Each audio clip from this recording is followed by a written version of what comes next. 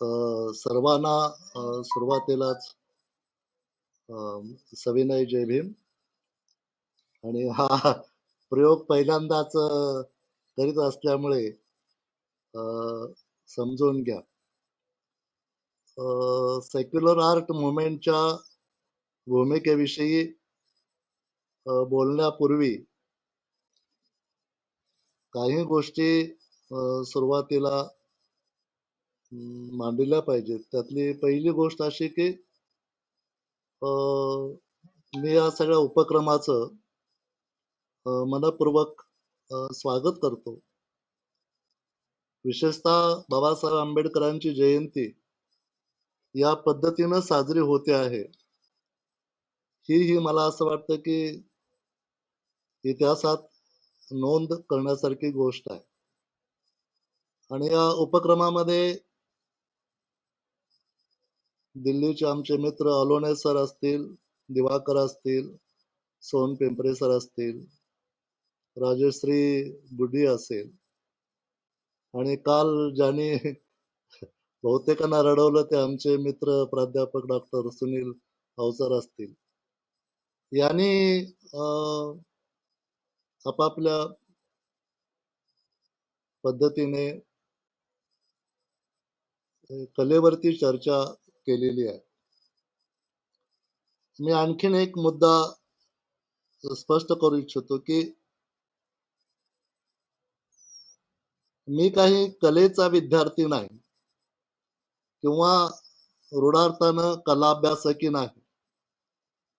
त्यामुळे दोन शक्यता आहेत. एक, माझी मांडणी ही अतिशय बालबोध होण्याची शक्यता आहे, आणि दुसरं कदाचित इरिलेव्हंट वाटावी अशी होण्याची शक्यता आहे. मांडणी करताना चर्चेच्या ओघामध्ये काहींचा उल्लेख येईल, तो प्रातिनिधिक समजावा, आणि ज्यांचा उल्लेख आला नाही त्याचं लिखित स्वरूपात मी डॉक्युमेंटेशन करतोय, त्यामध्ये येईल. सेक्युलर आर्ट मुवमेंटची एक पार्श्वभूमी आहे, ती समजावून घेणं मला असं वाटतं की ऐतिहासिक दृष्ट्या महत्वाचं आहे. मी आपणाला मुद्दाम सांगू इच्छितो की 14ला जरी सेक्युलर मुवमेंटची स्थापना झाली असली आणि आज आपण सेक्युलर आर्ट संबंधीची चर्चा करीत असलो तरी 2013ला आम्ही एक सेक्युलर विजन नावाचं त्रैमासिक सुरू केलं. अर्थात ते अजून चालू आहे. तर त्या सेक्युलर विजन या अंकामध्ये, पहिल्या अंकामध्ये 13ला जो अंक काढला तो सेक्युलरिझमचा विशेषांक होता, आणि दुसरा जो अंक होता त्याचा विषय होता चित्रकलेतली धार्मिकता आणि सेक्युलरिझम. काही कारणाने हा अंक प्रकाशित होऊ शकला नाही, परंतु तो जर अंक प्रकाशित झाला असता तर कदाचित सेक्युलर आर्ट मुवमेंटची चळवळ ही या अगोदर सुद्धा सुरुवात होऊ शकली असती. असो, मगाशी उल्लेख केला त्याप्रमाणे की ऑगस्टच्या 2014 मध्ये आम्ही सेक्युलर मुवमेंटची स्थापना केली. काय त्याचा आधार होता? एक तर फुले आंबेडकरांचा विचार आणि बाबासाहेबांची त्यामध्ये धम्मक्रांती. आणि सेक्युलर मुवमेंटचा उद्देश काय होता? तर फुले आंबेडकरी चळवळीचा तोच सेक्युलर मुवमेंटचा उद्देश होता.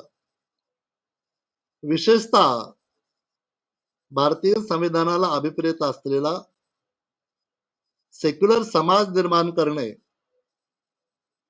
ही या सेक्युलर मुवमेंटची अग्रक्रमाची किंवा प्राधान्यक्रमाची भूमिका होती. त्यासाठी आम्ही काय मुद्दे घेतले होते? एक तर शिक्षण आणि शासन हे सर्व धर्मांच्या आणि देवदेवतांच्या प्रतीक प्रतिमांच्या पासून मुक्त व्हावं. सर्व धर्मांच्या प्रार्थना स्थळातील त्यांच्या देखरेखीचा खर्च वजा जाता उर्वरित रक्कम ही शासनाकडे वर्ग करावी आणि शासनाने ती आरोग्याने शिक्षणावरती खर्च करावी आणि त्याचा अहवाल वर्षाला सादर करावा.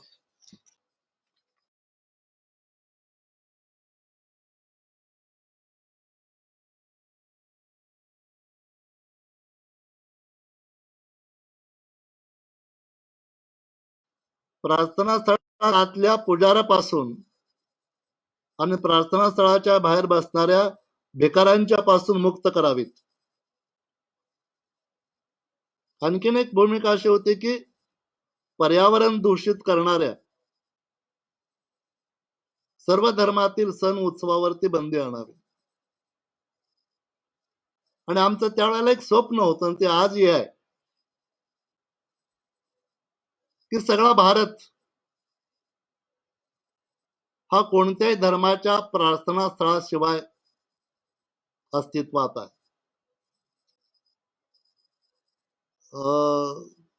थोडस विचित्र वाटेल, परंतु आज जगभरातल्या मानवी अस्तित्वाला आव्हान करणारा कोरोना सारखा एक रोग थैमान घालतो आहे. याची काळजी आणि दुःख आहेच, नाही असं नाही, परंतु यातून एक गोष्ट सिद्ध झालेली आहे किंवा कोरोनाने तो सिद्ध करून दिलेली आहे. म्हणजे जगभरातल्या, केवळ भारतातल्याच नव्हे तर जगभरातल्या सर्व प्रार्थना स्थळांची अनावश्यकता आणि निरर्थकता सिद्ध केलेली आहे. याला आपण निष्ठापत्ती म्हणू शकतो, परंतु हा विषय जरा वेगळा असल्यामुळे मी समारोपाला कदाचित यावर अधिक भाष्य करेन. आणखीन काय मुद्दे होते सेक्युलर मुवमेंटचे जे आता सध्या चर्चेच्या केंद्रस्थानी आहेत वेगळ्या अर्थाने.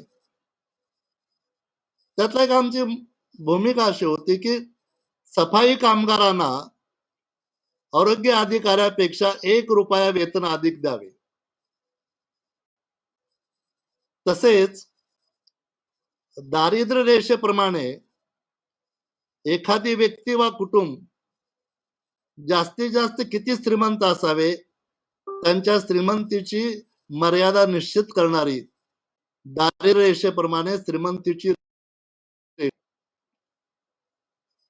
या आणि अन्य अशा प्रकारच्या मुद्द्यांना घेऊन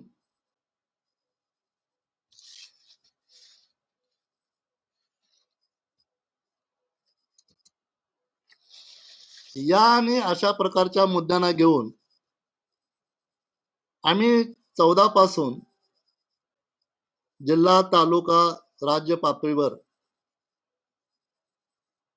काही चर्चासत्र घेतली, काही परिषदा घेतल्या, रस्त्यावरती येऊन मोर्चे काढले, धरणं धरली, आंदोलनं केली. विशेषतः अस्वस्थ भारतीय वर्तमान आणि सेक्युलर मुवमेंटची भूमिका हा विषय घेऊन आम्ही महाराष्ट्रातल्या प्रमुख शहरामध्ये आमची भूमिका स्पष्ट करण्याचा प्रयत्न केला. प्रत्यक्ष या सेक्युलर मुवमेंट मध्ये चित्रकारांचा किंवा कलाकारांचा सहभाग कसा झाला ही काही आगंतुक आणि अचानक घडलेली घटना नाही. याची एक पार्श्वभूमी आहे सेक्युलर मुवमेंटच्या आकलनामधली की भारतातला सगळ्यात मोठा संघर्ष हा सांस्कृतिक संघर्ष आहे आणि साहित्य आणि सगळ्या कला ह्या संस्कृतीचं वहन करतात. किंवा साहित्य आणि कला नव समाज घडवू शकतात तसंच त्या समाजाचं विध्वंस करू शकतात. म्हणून मी असं नेहमी म्हणतो की मार्क्सच्या जाहीरनाम्यामध्ये असं जरी म्हटलं असलं की बाबा मानवी ज्ञात इतिहास हा वर्ग लढ्याचा इतिहास आहे. माझं म्हणणं असं आहे की भारताच्या मानवी ज्ञात इतिहासामध्ये सांस्कृतिक संघर्षाचा इतिहास आहे. म्हणून भारतापुरतं बोलायचं तर सांस्कृतिक सत्ता ही सर्व सत्तांची सत्ता असते आणि त्यामध्ये साहित्य आणि कलेचा अतिशय महत्वाचा रोल असतो. इतकंच नव्हे तर इतर राजकीय आणि आर्थिक सत्ता सुद्धा सांस्कृतिक किंवा धार्मिक सत्तेच्या प्रभावाखाली असते. म्हणून आमची एक भूमिका होती की राजसत्तेपासून धर्मसत्तेला बाजूला काढणे.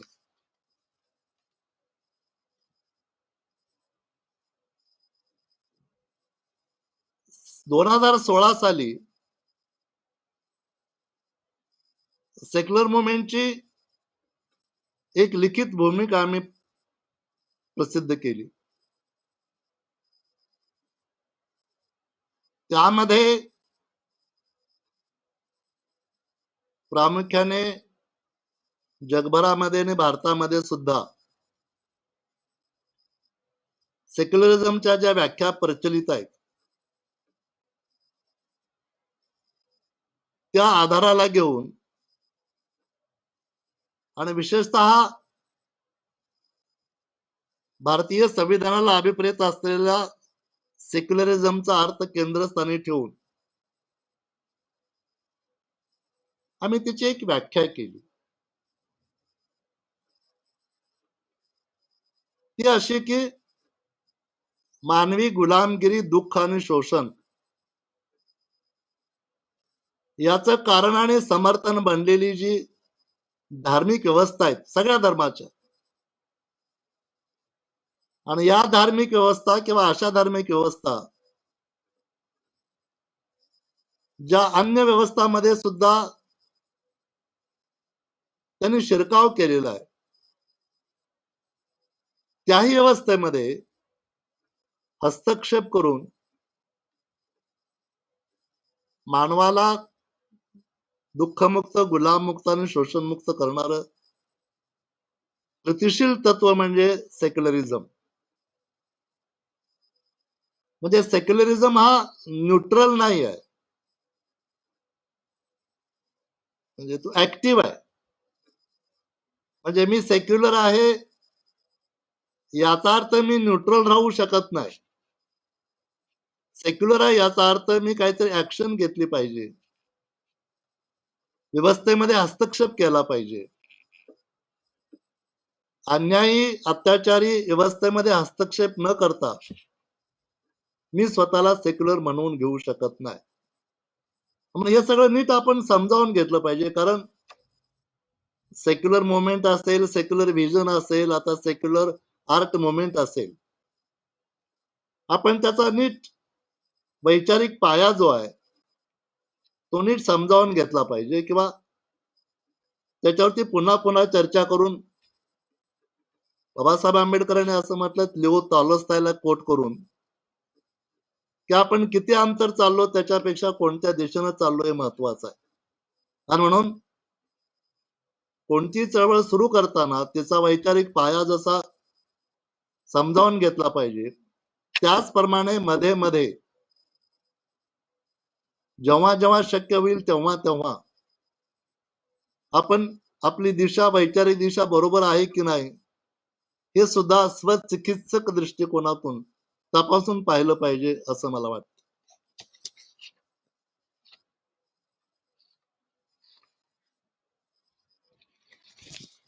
ही जी 2016 मध्ये आम्ही सेक्युलर मुवमेंटची लिखित स्वरूपातली भूमिका प्रसिद्ध केली होती, त्यामध्ये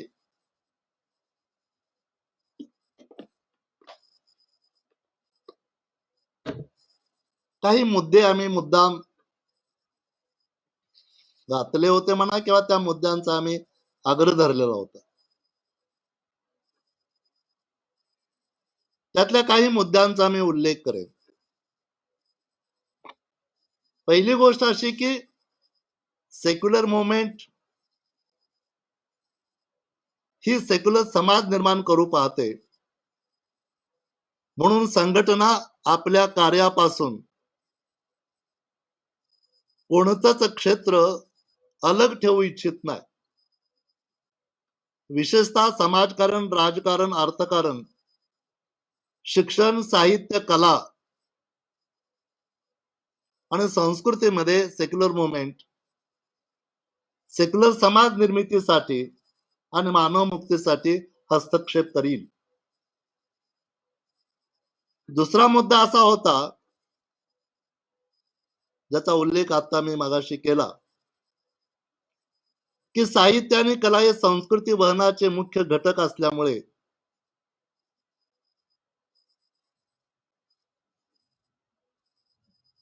जे साहित्य किंवा कला मानवाचं अवमूल्यन करतात त्याला नकार देणं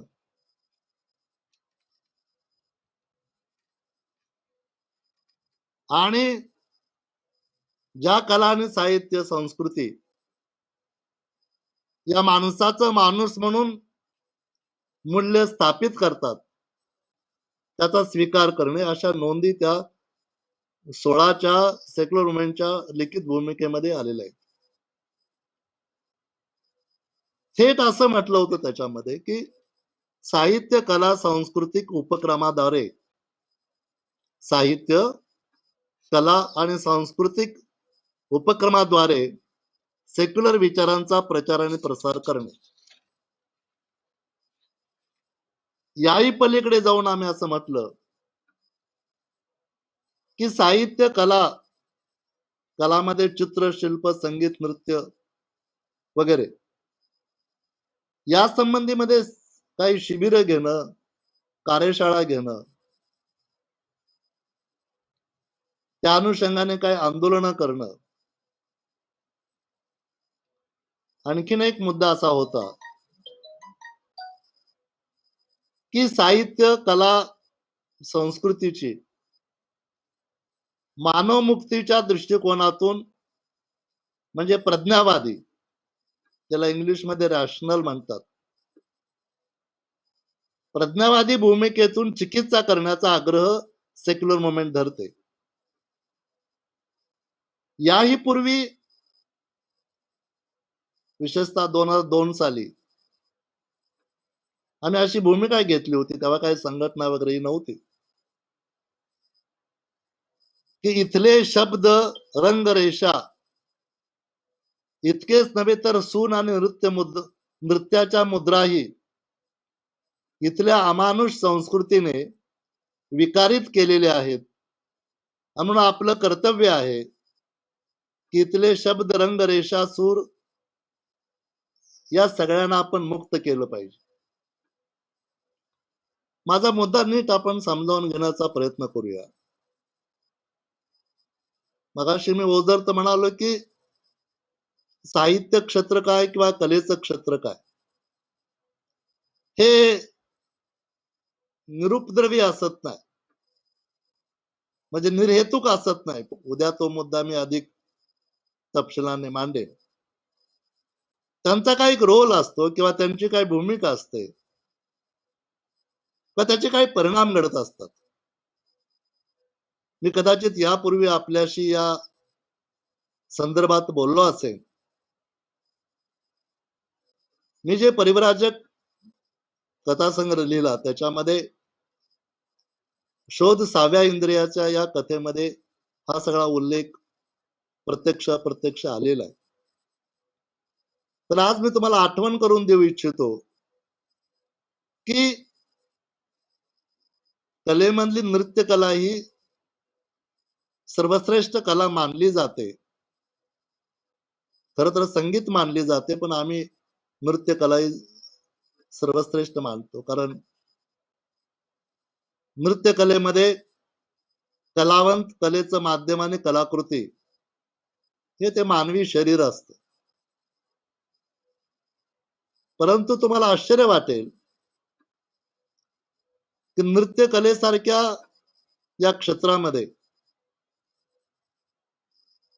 जे शिक्षण दिलं जातं नृत्यकलेचं, आणि त्यामध्ये वेगवेगळ्या नृत्याच्या मुद्रा शिकवल्या जातात.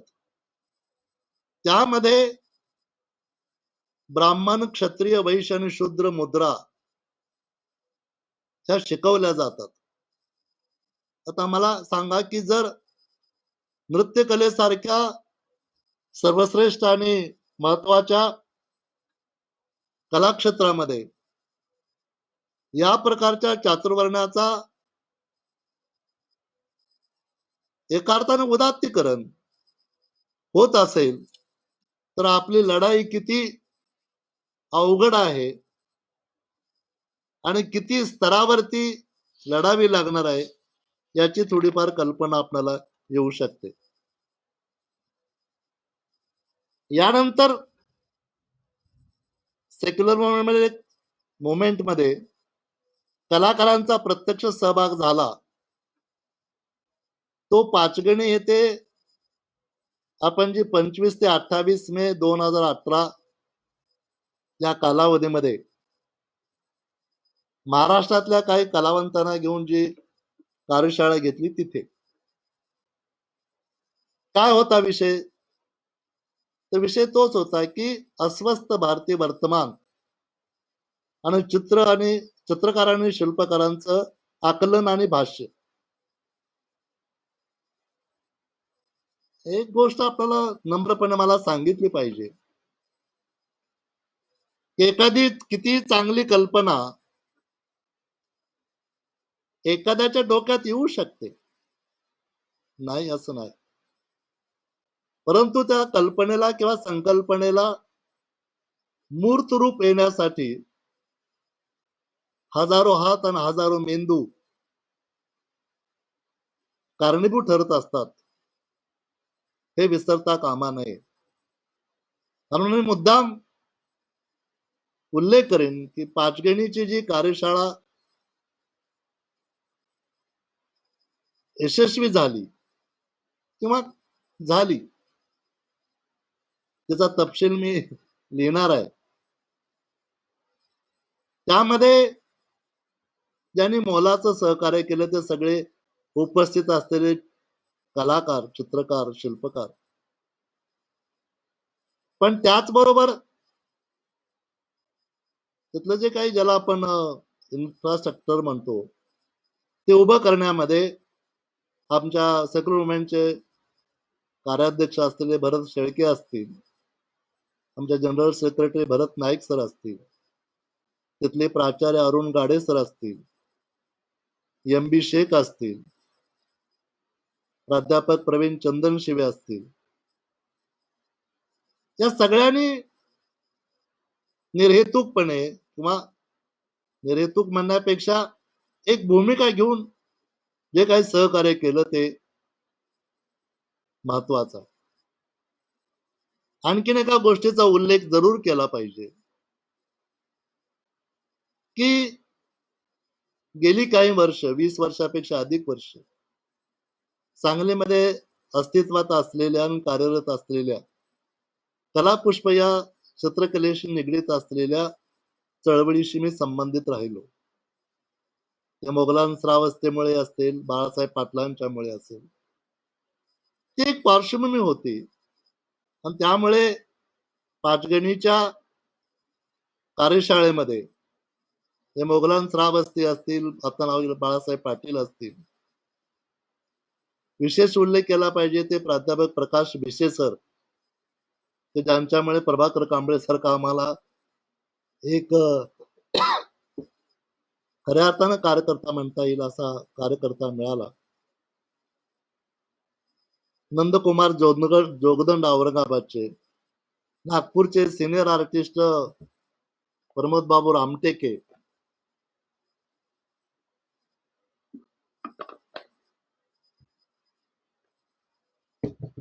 त्याचबरोबर विक्रांत बेसे असतील, गोपाळ गंगावणे असतील, सूरज नागवंशी असतील, राजू महाजन, राजू बाविस्कर, राजेंद्र महाजन, सिकंदर मुल्ला असतील किंवा दिलीप बडे असतील, निखिल कटारे, खंदारे, नदाब, धम्मपाल, आनंद प्रताप, ही सगळीच मंडळी, एखाद दुसरं नाव राहिलं असेल तर ते घेतलंय असं समजा. या सगळ्यांनी उत्साहाने 4-5 दिवस राहून तिथं चित्र काढली. तो एक वेगळा अनुभव होता माझ्यासाठी. त्याचं कारण असं की स्थूल मानानं चित्रकार हा किंवा कलावंत हा व्यक्तिगत करिअर करण्याच्या मागे लागलेला असतो.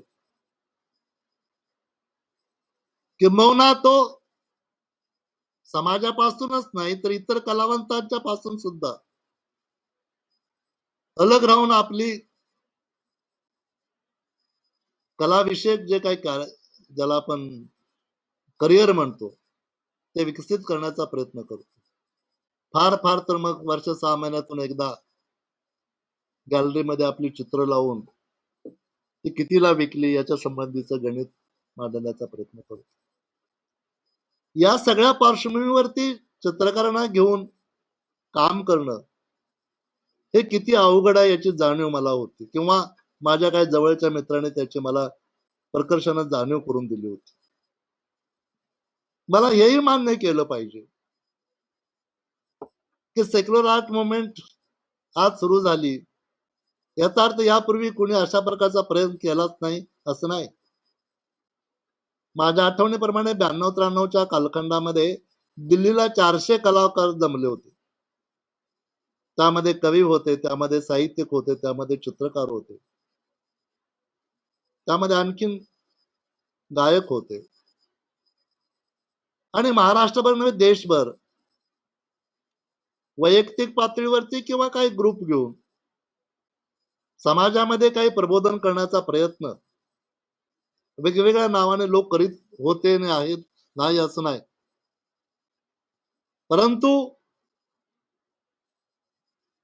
त्यांना एकत्रित करणं, एक संघटित करणं ही पहिली पायरी. आणि दुसरी पायरी ती संघटित त्यांना ठेवणं, बांधून ठेवणं आणि त्यांना सातत्यानं कार्याला लावणं किंवा काही एक रोल घेत राहणं. ही जी पाचगणीमध्ये चित्र तयार केली तिचं प्रदर्शन नागपूर, कोल्हापूर, मुंबई, पुणे इथं झालं. आणि विशेषतः 2019 साली पहिल्यांदा 5 आणि 6 डिसेंबरला मुंबईच्या आझाद मैदानावरती चित्रकारांनी चित्रांच्या माध्यमातून बाबासाहेब आंबेडकरांना अभिवादन केलं. ही सुद्धा एक इतिहासात नोंद करण्यासारखीच गोष्ट घडली.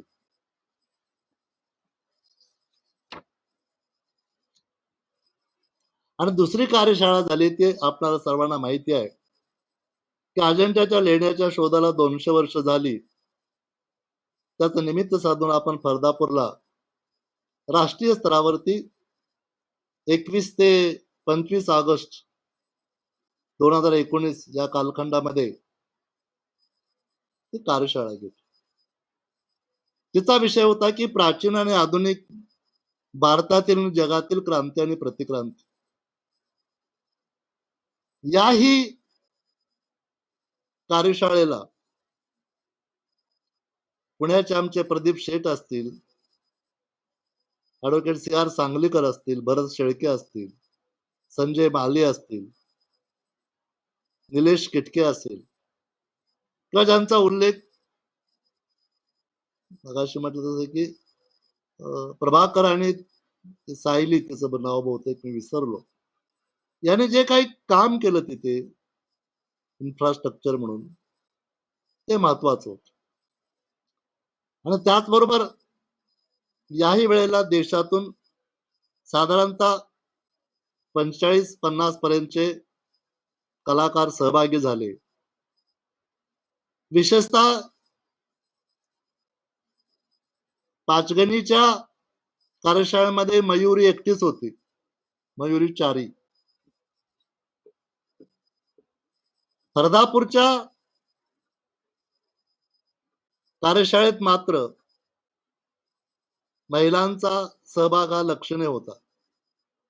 त्यामध्ये आता उल्लेख केल्याप्रमाणे मयुरी चारी होत्या, सायली होती, रुमी समाधान होत्या, देसी कट्टा, तेजस्विनी सोनावणे, वहिडा दिल्लीच्या, राजश्री गुडी, याचबरोबर प्रभाकर, बाळासाहेब मोगलान श्रावस्ती, प्रकाश भिशे, दिलीप बडे,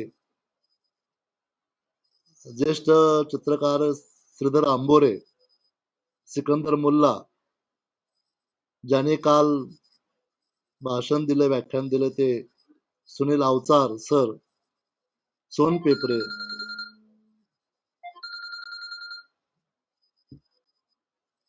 दिवाकर, उत्तम घोष, गोपाळ गंगावणे, नंदकुमार जोगदंड.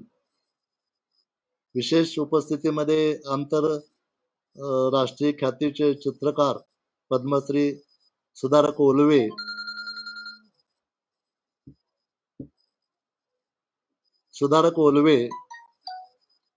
मोडक नदाब विक्रांत, विशेषतः दक्षिण भारतातून आलेले विनू आणि जितीन लाल. आणि ह्या सगळ्या कार्यक्रमामध्ये हे व्हिडिओ काय आपण करतो त्याला व्हिडिओ कॉन्फरन्सद्वारे मार्गदर्शन केलेले आलोने सर, परसवाळे यांचाही विशेष सहभाग या शिबिरामध्ये लाभला. यापेक्षा आणखीन मला महत्वाची गोष्ट वाटली ती अशी की 4 जानेवारीला आपण आझाद मैदानावरती एनसीसी, एनआरसी, एनपीआर याच्या विरोधामध्ये जवळजवळ 90 ते 100 कलावंतांनी या सगळ्या प्रकाराबद्दल एक निषेध व्यक्त केला.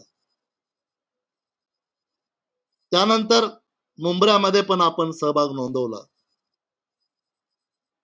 त्यानंतर गेल्याच महिन्यामध्ये आदिवासी संस्कृती अभ्यास सहलीच्या निमित्ताने सुधारक ओलवे यांची काही फोटोग्राफी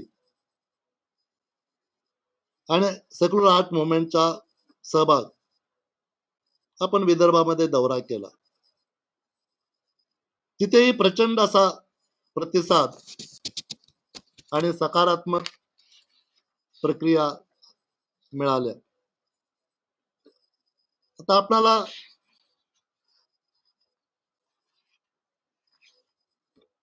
आजच्या व्याख्यानातला शेवटचा एक मुद्दा असा आहे की ही सगळी पार्श्वभूमी आहे, यामध्ये काही राहिलं असेल किंवा अधिकच काही झालं असेल तो भाग नाही आहे. महत्वाचा मुद्दा आहे तो असा की ही जी काही प्रोसेस घडली, ही प्रक्रिया घडली, ही घडत असताना ज्या ज्या लोकांनी सहकार्य केलं त्या सर्वांना धन्यवाद दिले पाहिजेत. पण दुसरी गोष्ट अशी की त्यांच्यावरती एक मोठी आता जबाबदारी येते आहे की ही चळवळ अधिकाधिक लोकांच्या पर्यंत नेणं, अधिकाधिक लोकांना यामध्ये सामावून घेणं आणि हे काय चाललेलं आहे ते नीट समजावून घेणं. आपल्याकडे काम होतं नाही असं नाही, कार्यही होत नाही असं नाही, परंतु खूपदा आपल्याकडे समजावून घेण्याची प्रक्रिया सातत्याने दुर्लक्षित केली जाते. मला असं वाटतं की काम करता करता समजावून घेतलं पाहिजे आणि समजावून घेता घेता कार्य किंवा काम केलं पाहिजे. आजचा एक शेवटचा मुद्दा असा की हे सगळं झालं, मग सेक्युलर आर्ट मुवमेंट म्हणजे काय, असा एक आपण प्रश्न उपस्थित केला तर त्याचं थेट उत्तर असं आपल्याला आज देता येईल की फुले आंबेडकरी विचारधारा आणि भारतीय संविधान यांना अभिप्रेत असलेला सेक्युलर विचार ज्यांना मान्य आहे असे कलाकारां त्यांच्या कलाकृती आणि त्याचं सातत्य म्हणजे मला असं वाटतं की सेक्युलर आर्ट मुवमेंट. आणि मग असं जर आपण म्हटलं मग पुढचा मुद्दा येतो सेक्युलरिझम म्हणजे काय. मी तुटक तुटक स्वरूपामध्ये सेक्युलरिझम बद्दल अनेकदा लिहिलेलं आहे, बोललेलो आहे. आजही समारोपाला मी या आजच्या व्याख्यानाच्या थोडं एक 5 मिनिटं काय सेक्युलरिझम आहे ते पुन्हा पुन्हा सांगण्याचा प्रयत्न करतो. हे मी का म्हणतो, तर मी गेली 14 पासून आज 20 म्हणजे 5-6 वर्ष झाली मी सेक्युलरिझम बद्दल बोलतो आहे, लिहितो आहे. आणि तरीही अगदी ज्याला आपण जवळचे कार्यकर्ते म्हणतो, असे कार्यकर्तेही म्हणतात की आम्हाला अजून नीट कळालेलं नाही. तेव्हा हे नीट समजावून घेऊया. आता तुम्हाला हेही मान्य आहे की एका 2 बैठकीमध्ये किंवा भाषणामध्ये किंवा लेखनामध्ये हे सगळं समजेल असं नाही. त्याचं पहिलं कारण असं की सेक्युलरिझम ही संकल्पना आधुनिक पाश्चात्य जगतातून आपल्याकडे आली आणि भारतामध्ये ज्या काही हाताच्या बोटावर मोजण्या इतक्या संकल्पनांनी सर्वाधिक गोंधळ घातलेला आहे, त्यामध्ये अग्रक्रमाने सेक्युलरिझमचा उल्लेख करावा लागेल. म्हणजे त्याला इतके कंगोरे आलेले आहेत. म्हणजे सेक्युलरिझमचे 2 अर्थ सांगितले तर ते परस्पर विरोधी ठरतील. इतका गोंधळ या संकल्पनेनं किंबहुना या संकल्पनेचा अर्थ आणि अनवरात लावणाऱ्या लोकांनी केलेला. मी सुरुवातीला सेक्युलरिझम म्हणजे काय सांगण्याच्या ऐवजी सेक्युलरिझम म्हणजे काय नाही ते सांगतो. सर्व धर्म समभाव म्हणजे सेक्युलरिझम नव्हे. धर्मनिरपेक्षता म्हणजेही सेक्युलरिझम नव्हे. राज्याने सर्व धर्मांना समान आदर द्यावा म्हणजेही सेक्युलरिझम नव्हे. राज्याने कोणत्याही धर्मात हस्तक्षेप करू नये म्हणजेही सेक्युलरिझम नव्हे. पाश्चात्यामध्ये किंवा पाश्चात्य देशामध्ये जी व्याख्या आहे धर्म राज्य स्वतंत्र असावे ती आपल्याकडे लागू होत नाही.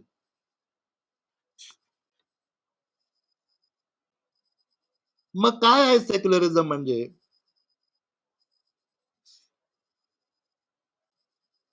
अगदी सोपं करून मांडण्याचा प्रयत्न करू. सेक्युलरिझमचं पहिलं वैशिष्ट्य असं आहे की सेक्युलरिझम म्हणजे वर्ल्डली म्हणजे ज्याला आपण या जगाशी संबंधित असलेले, म्हणजे बुद्ध जसं म्हणतो की माणसाच्या जन्मापूर्वीच आणि माणसाच्या मृत्यूनंतरच मला माहित नाही, या जगण्याशी जे संबंधित आहे आणि या जगाशी जे संबंधित आहे ते महत्वाचं. सेक्युलरिझम तेच म्हणतो. या जगाशी जे संबंधित आहे ते सेक्युलर म्हणजे दुसऱ्या अर्थानं असं की पारलौकिक जगाशी सेक्युलरिझमचा काही संबंध नाही. मगाशी म्हटलं ते काय पाश्चिमात्य देशात का असे ना, पण wall of separation between church and state असं म्हटलं जातं, पण ते पाश्चात्य देशामध्ये आपल्याकडे ही व्याख्या लागू होत नाही. दुसरं वैशिष्ट्य सेक्युलरिझमचं असं आहे की राज्य व्यवहार किंवा स्टेट नीती, नैतिकता किंवा नीतिमूल्य आणि शिक्षण या गोष्टी शी संबंधित नसाव्यात किंवा सेक्युलरिझम मध्ये त्या नसतात. म्हणजे राज्यकारभार कसा करायचा तर अमक्या धर्मानं सांगितलंय असा. No, that is not secularism. किंवा नैतिकता किंवा नैतिक मूल्य कोणती, अमुक एक कृती ही नैतिक आहे की अनैतिक आहे हे ठरवण्याचा अधिकार कोणाला, धर्माला? नो. नीती अनितीच्या वादामध्ये किंवा त्यांच्या व्याख्या करण्यामध्ये धर्माची लुडबुड चालणार नाही. किंवा शिक्षण,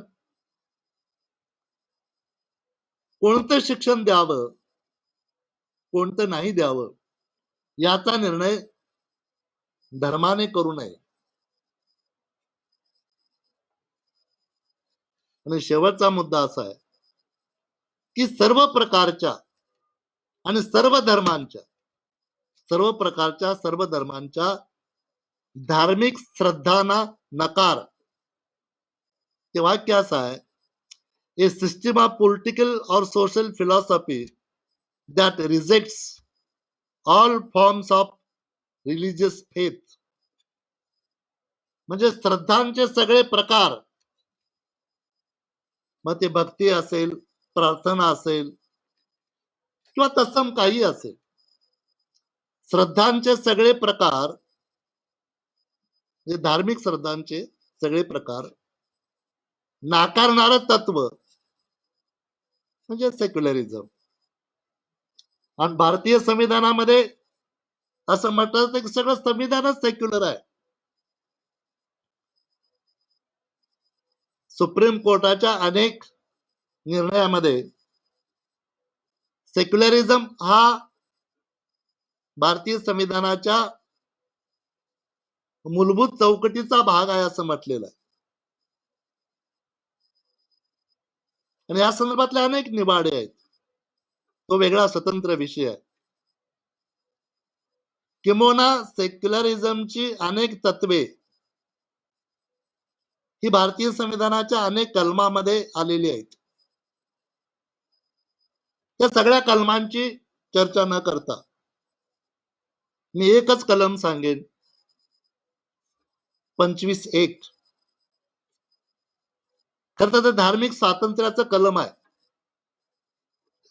हा एक विनोद आहे. धार्मिक स्वातंत्र्य, जिथे धर्म असतो तिथे स्वातंत्र्य नसते आणि जिथे स्वातंत्र्य असते तिथे धर्म नसतो. पण ठीक आहे, आपल्याकडे अनेक वैचारिक गोंधळ आहेत, त्यातला हा एक गोंधळ आहे, आपण मान्य करू. काय म्हणतं 25 कलम भारतीय संविधानातलं? ते म्हणतं की भारतातल्या प्रत्येकाला आपापल्या धर्माचं पालन करण्याचा, त्याचा प्रचार प्रसार करण्याचा सगळ्यांना अधिकार आहे. पण शर्त आहे, अटी आहेत. काय अटी आहेत? सामाजिक सुव्यवस्था न बिघडवता, आरोग्याला धक्का न पोहोचवता, नैतिकता बाधित न आणता तुम्हाला तुमच्या धर्माचं पालन करा, प्रचार करा, प्रसार करा, काही करा. आज आपण काय बघतो पहा की प्रार्थनेसाठी किंवा अन्य कोणत्याही कारणासाठी तुम्ही जर 5 पेक्षा अधिक लोक एकत्रित आलात तर तो आता गुन्हा ठरतो. कारण तुमच्या 5 पेक्षा अधिक लोक एकत्र येण्याने आरोग्याचा प्रश्न निर्माण होतो. म्हणून तुम्हाला धार्मिक स्वातंत्र्य उपभोगता येणार नाही. म्हणून मी सुरुवातीला म्हटलं तसं की आज सगळ्या धर्माची सगळी प्रार्थना स्थळं ही कुलूप बंद आहेत. आणि हा जो काही समजा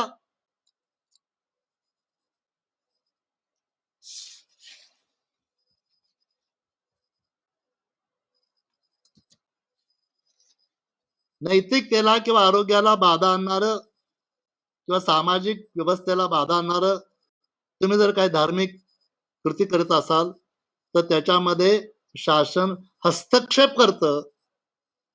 या हस्तक्षेपाचं नाव आहे सेक्युलरिझम. एका गोष्टीचा उल्लेख जाताचा करतो आणि मी आजच्या पुरतं थांबतो. ही सेक्युलरिझम ही जरी संकल्पना पाश्चात्य देशातून आपल्याकडे आली असली तरी सेक्युलरिझमचा जो आशय आहे, अर्थाशय आहे, तोच अर्थाशय व्यक्त करणारी किंवा तशा प्रकारच्या कृती करणाऱ्या अनेक संकल्पना प्राचीन भारतापासून आपल्याकडे अस्तित्वात आहेत.